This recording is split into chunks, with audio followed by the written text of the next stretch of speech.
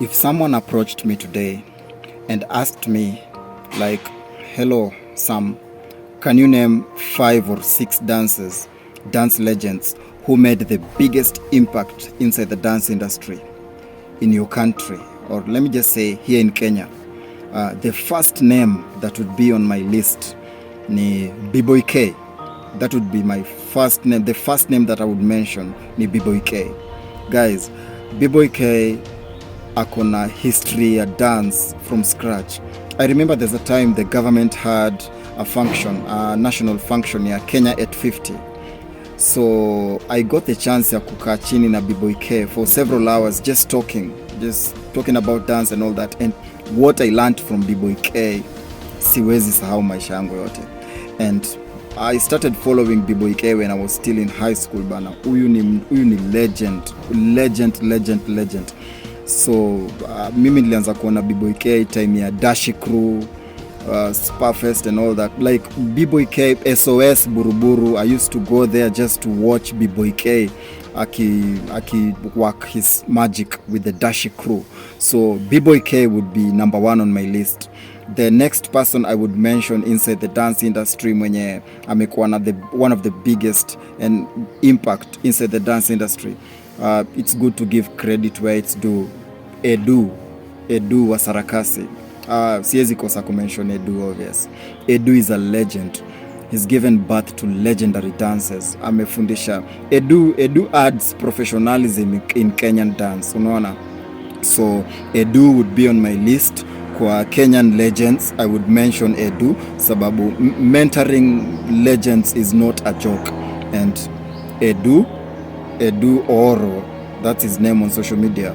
Coach Edu, huyo ni a legend. Mentor so many legends, countless legends in Kenya. The other person that would be on my list ni B-Boy Hari. Ni vizuri kupatiana credit where it's due. B-Boy Hari has played a very big part kwa Kenyan industry, dance industry. Where would this industry be if aingekuwa na mtu brave kama B-Boy Hari?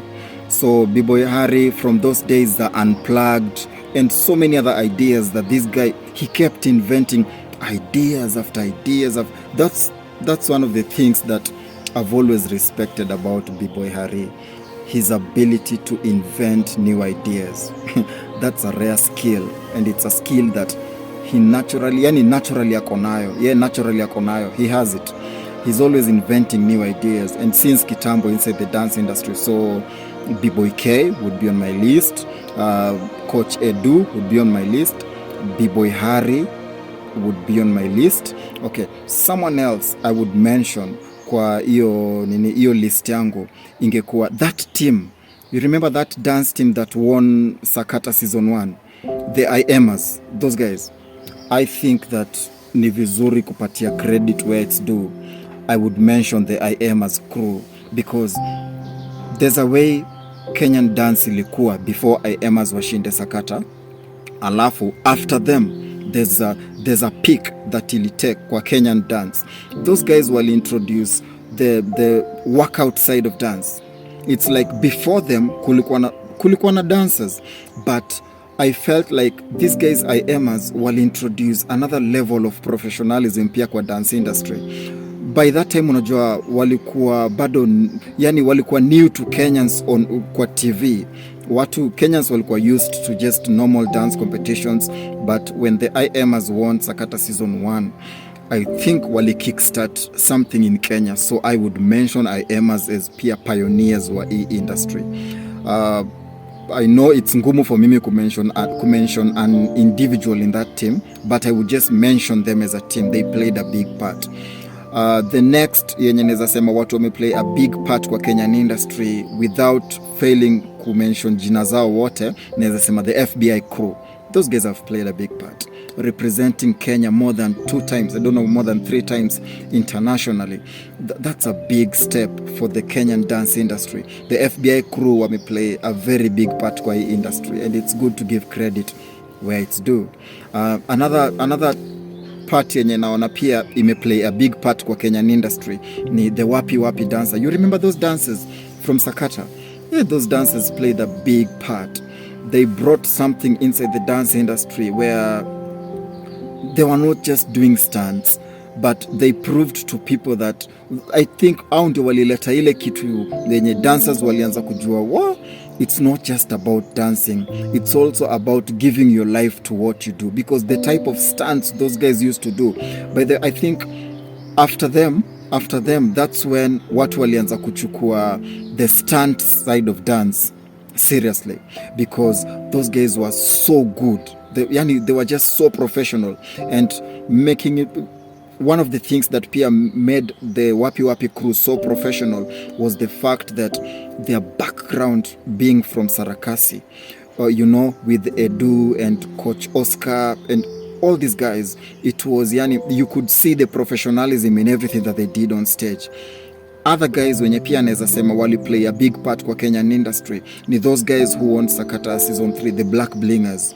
The Black Blingers introduced something kwa dance industry yenye ninaweza sema ni consistency. Watu they were just so consistent from audition yao. If I've been following history of Black Blingers, and from their audition ya season 3 Sakata, round 1, round 2, from if you follow everything they did to the semi-finals up to the finals, those guys unaweza ona the level of investment yenye walikuwa na make kwa costume from kichwa mpaka viatu. I think the Black Blingers introduced investment kwa skill, kwa art. Walionyesha dancers, it's not just about kwenda stage, you have to invest on your image and all that. So branding, mimi naweza sema Black Blingers wali introduce the aspect of branding your art. So Black Blingers enyewe mi big up manze, palipopote wako. And I'm so sorry, by the way, one of their dancer, they lost one of their dancer at some point. One of their dancer died, and rest in peace to Uyo legend. So Black Blingers, those guys were dope. Akina Sanchez, Dagi, all of them, those guys are dope. Wali play a big part. Other guys wenye pia wali play a very big part ilikuwa these guys from Eldoret, wanaitwa Gospel Warriors, I think. Because what they introduced kwa industry ilikuwa people used to look down on any team from the church, and these guys walikuja most of the time like a gospel crew au na another team from NPC, and I don't know whether it's NPC Woodley ama NPC Valley Road. There were these guys walikuwa so good in hip hop, Jims and Dims. Those guys played a big part kwa dance industry ya Kenya. Wali introduce ile heshima kwa teams za church, because people used to think that church teams are not that good but these guys walikuja in a national competition. We had the Jims and Dims, Gospel Warriors, we had this team from Kahawa West, Detour. Those guys wali raise standard for teams za church zianze kuperform on national platforms. So they were not just competing wakiwa Spafest, but pia Sakata walikuja ku reveal like being a team from the church unaweza pia compete with any other team na ulete professionalism. So Jims and Dims, Detour, Gospel Warriors, these are teams that Igniters, Saints, those are teams that wali play a very big part kwa dance industry. So my story today is about the last team that I will mention, the Titans All-Stars. So my story today ni about not just the Titans, because we all know that Titans pia wali play a very big part hapa kwa Kenyan dance industry, kwa industry ya East Africa. There's a lady alikuwa Titans in season 3 anaitwa Zawadi. Nimekuwa natafuta story ya msichana social media everywhere just to check, has anyone ever told story ya Zawadi, and I've noticed no one has ever done it. Hakuna mtu amewaiongea kuhusu msichana. Titans was a big name kwa season 3 na Black Blingers. Ilikuwa nika Gor Mahia na FC. Vita ya Titans na Black Blingers ilikuwa a professional battle. Ilikuwa like hiyo rivalry yao ilikuwa professional. on stage and ilikuwa so awesome ukiona wakifight, because half of the country, those guys divided the country into two. Kulikuwa na watu wana support the Titans, half the country, alafu half the country ilikuwa ina support Black Blingers in Sakata season 3. Na these two giants, these two teams changed this industry forever. And kwa Titans All Stars kulikuwa na msichana alikuwa hapo ana dance, alikuwa anaitwa Zawadi. So my story today is about this girl. You guys only know this girl from the stage, most of you. Wale walikuwa na watch your time, you loved her art.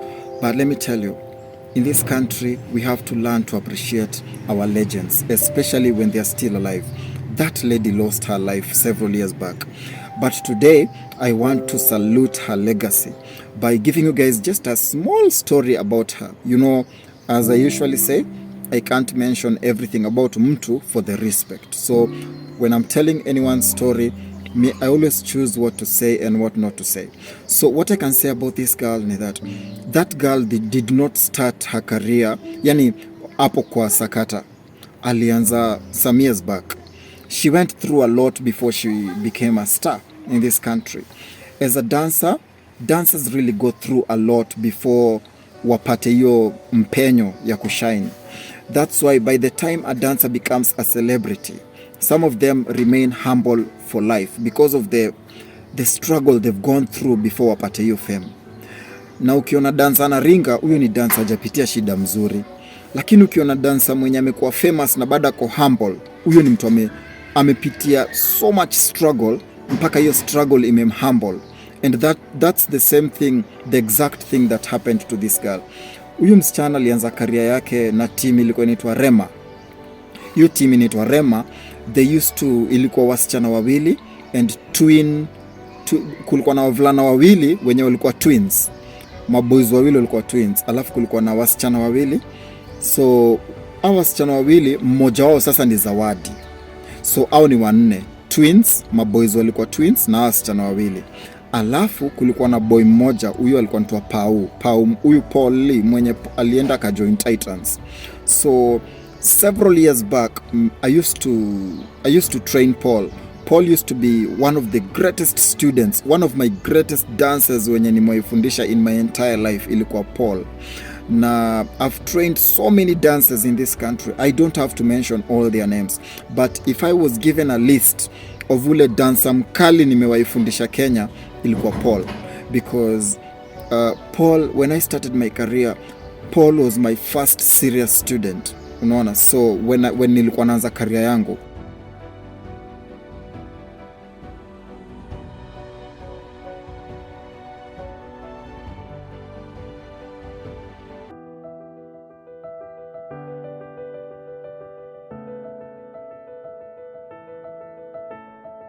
mimi nilikuwa nimemaliza form 4 Dandora Secondary, but I wanted to give back kwa hii shule yenye nilisoma. I just wanted to go back, ni give back my talent kwa hii shule. So nikifundisha Maximum Miracle Center ya Dandora, hiyo Maximum Melodies ya Dandora, I used to, under Pastor Cyprian Barrio, I used to be in school, nilikuwa high school. So vile nilimaliza high school, by the time nilikuwa high school nikifundisha hapo, nilikuwa nafundisha Bruce Newton, Maximum Melodies, Maximum Miracle Center. Nilikuwa nafundisha Bruce Newton na Paul. But after kumaliza shule, I decided to go back kwa hiyo shule. I don't know, after 1 or 2 years, I decided to go back, niende nifundishe hiyo shule tena. So I approached Bruce nikamwambia, hapa Dandora Secondary lazima to give back, tuende hapo nifundishe wase tena. So Bruce organized for me. I met the principal. When I gave that principal my idea ya kufundisha dance in that school, aliita the whole school from 1 to form 4 niongee nao. It was one of the most successful meetings I ever had. I got students wa kufundisha dance. Na from that team, a very big team, nearly 100 people wenye walikuja for my classes kuwafundisha. And mark you, I was not charging them. I trained them for free. I just wanted to give back to that school. Sikuwa na charge our dancers. So I trained them with my whole heart. Hapo ndio one of the dancers nilifundisha hapo Dandora Secondary mwenye sitaisahau. A legend nilifundisha Emmanuel, anajita Emmanuel Titans. Huyu dancer ni mkali, like from the first day nilimpata nilimfundisha na roho yangu yote. I trained Emmanuel. He's one of the greatest human beings I've ever met in my life, and among my students he's one of the best I've ever trained. I trained Emmanuel. Then another legend I trained dance in Dandora Secondary, alikuwa student wangu pia, alikuwa Marcus nilimtrain Marcus Titans, and he was one of the greatest hip hop dancers that I ever trained from that school. Kuna mwingine alikuwa anaitwa Washington. I always wish Washington angeendelea na dance. Sasa angekuwa jina kubwa sana. Alikuwa dancer mnoma sana, alikuwa anaitwa Washington. Kulikuwa na Seth, kulikuwa na msichana alikuwa anaitwa Lea, kuna Esther, kulikuwa na so many legends, so many dope dancers that nilitrain in that area, that school, that sometimes I wish wangefuata dream yao, sahi wangekuwa sijui wapi. Those were legends and I will never forget them.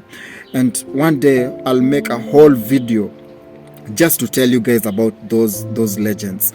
Jina yao nitataja so that if they ever watch this video wajue bado ninawaheshimu sana. So I trained Paul. Unaona hapo kuna Paul from Maximum Center, Bruce Newton mwenye nilimtrain from Maximum Center, and then I trained Emmanuel, I trained Marcus. Later God blessed these dancers and walikuja wakapatana na huyu mwenye anaitwa another legend contortionist anaitwa Vincent. Most people wanamjua kama Visitor, and he's also a fashion guy mwenye he's a guy mwenye he's a very creative person in the world of fashion pia. Yeye ujenga his own designs pia nowadays. So Vincent was not my student but a best friend, a very good friend. So yeye alikuja kapatana na students wangu wanne. And which team did they form? They formed the Titans All Stars. So walienda season 3. But before that hawakuwa wameanza kuwork with Paul. Mungu alikuja akawaleta pamoja wakakutana na Paul. So you see, my former students with my current student, Mungu alikuja akawaleta wote pamoja. What are the odds of that? So it means Mungu alikuwa amepanga watu wakutane wakajenga team inaitwa Titans All Stars, and God blessed them. Mungu aliwapatia very strong foundation. On the other side, vile nilienda kwa aunti yangu ndio Zawadi was not from his side ya Dandora. The lady in Titans, huyo msichana anaitwa Zawadi, yeye tulimpata ile side. When I went to ile side ya Woodley, NPC Woodley, nilienda nikaanza kufundisha team huko inaitwa Fishers. I met other dancers there, Ben and others, Chris, Mike. Tukaanza kufundisha team ingine huko ilikuwa inaitwa Random. Another team ilikuja Sakata pia ilikuwa inaitwa Random. So walikuja wakamix wakajiita Random baadaye, but some of them tulikuwa nao team inaitwa Fishers pia. I was training Fishers. So it's a long story. So these guys walikuja wakashikana together waka from the Titans All Stars, but Zawadi bado hakuwa part of them. Zawadi alikuja akapatana nao later, which for me is a miracle. Mungu kumtoa from all that side, the other side of town to this other side, that's a miracle. So before she joined Titans, yeye na Paul, Mungu aliwasaidia wakakutana kama bado mimi na Paul tuko tunaishi pamoja. Paul is like my brother. We grew up in the same house, like tulikuwa tunakula chakula kwa sufuria moja. Sisi grow up in the same house. We raised each other. So tulikuwa tuna work day and night. Dance was everything to us. Me and Paul, we went through so much mpaka tukajipata tunaishi Kibera kwa nyumba ya matope.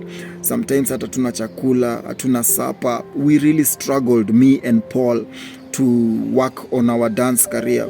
Lakini Mungu alali. God alitupatia a head start kwa maisha. Then Paul met Zawadi, and mimi sasa decide. My dad was sick, so I decided to travel all the way to Kisumu. So when I went there, we met with Paul and all that, and to make the whole story short, Mungu akaleta sasa Paul akamit na Zawadi kama tuko hiyo side ya NPC Woodley. Na Zawadi by that time she used to train with her team hapo Prestige Plaza. God alileta hizi vitu zote pamoja. Vile mimi sasa nilienda Kisumu, I had to take care of my dad in Kisumu. My dad hakuwa na feel poa. So Titans na Paul, because Paul alikuwa student wangu, si ndio? Na Titans pia 90% of them walikuwa my students apart from Vincent. wote wakaitikia kuwork pamoja, na Mungu akawapatia hiyo favor when they went kwa hiyo sakata mashariki. Mungu akaingiza pamoja na ule mwenye tulikuwa Paul alikuwa amepatana na ile side nyingine, tulikuwa tunaishi Woodley, so Zawadi. And this girl, I can tell you guys for sure, this girl loved career yake. Msichana alikuwa anapenda dance. I remember there's a time tulikuwa JKUAT, and before to perform on stage, hiyo ni after nimetoka Kisumu kurudi, nilikam tena nika unite na my former students, the Titans All Stars, nika unite nao tukaanza kuwork pamoja. We even won a competition kwa K24 na Titans. I was there with Titans tukiwinio competition ya K24. But before that, I remember there's a time tulikuwa JKUAT with Zawadi, and sitawahi sahau tukiwa backstage, student fulani wa JKUAT akaita Zawadi akamwambia, hey, you really inspired me time mlikuwa sakata, and I really like the way you dance, your technique. So alikuwa anataka selfies, akapiga picha na Zawadi, and I was just watching the way watu wana behave around her. After that, Zawadi akatembea from hiyo place alikuwa na huyo mtu, akakuja akatuambia like, if only these people knew what it takes to get to that level, they would not think that mimi nimepata success yangu on a silver plate.